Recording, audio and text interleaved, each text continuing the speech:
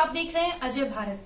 2020 चुनावी साल है। जैसे जैसे चुनाव के दिन नजदीक आ रहे हैं वैसे वैसे पार्टियों में बेचैनी बढ़ती जा रही है।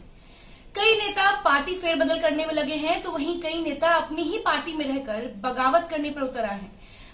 मैं बात कर रही हूं लालू के बड़े बेटे तेज प्रताप की। तेज प्रताप यादव ने एक साल पहले भी लोकसभा चुनाव में कुछ ऐसा ही किया था और एक बार फिर से वो अपने 4 वफादारों को विधानसभा टिकट दिलवाने की मांग कर रहे हैं।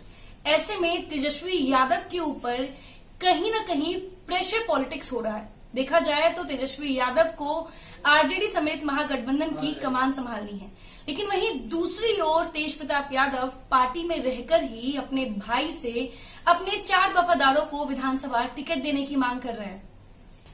राज्य में इस साल के आखिर में विधानसभा चुनाव होने हैं। पता चला है कि तेज प्रताप यादव विद्रोह के 1 साल बाद भी पार्टी में एक बार फिर अपना अहम स्थान बनाना चाहते हैं। उन्होंने हाल के दिनों में रांची जेल में बंद आरजेडी सुप्रीमो लालू प्रसाद यादव से मुलाकात की थी ताकि अपनी मांग को पूरा करवाया जा सके।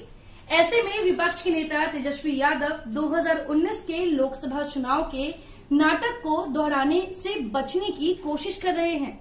पिछले साल लोकसभा चुनाव में उनके भाई ने विद्रोह कर दिया था और 3 सीटों पर अपने उम्मीदवारों को निर्दलीय के रूप में चुनावी मैदान में उतार दिया था। वहीं अभी तक मालूम नहीं चल सका है कि मुलाकात के दौरान लालू यादव और तेज प्रताप यादव के बीच क्या बात हुई। हालांकि पिता से मुलाकात के बाद तेजस्वी पटना में बड़े भाई तेज प्रताप यादव से मिलने के लिए पहुंचे थे।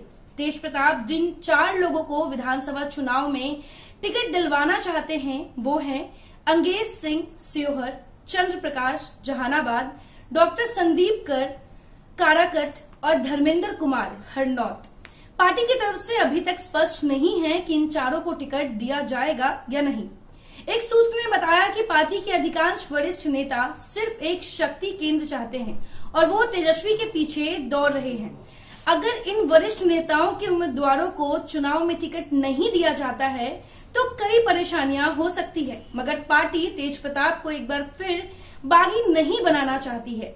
इधर तेज प्रताप की हसनपुर से चुनाव लड़ने की योजना पर सूत्रों ने कहा कि साफ है कि वह शायद पत्नी ऐश्वर्या को मैदान में उतारने की किसी भी प्रतिद्वंदी पार्टी की स्थिति नहीं चाहते हैं।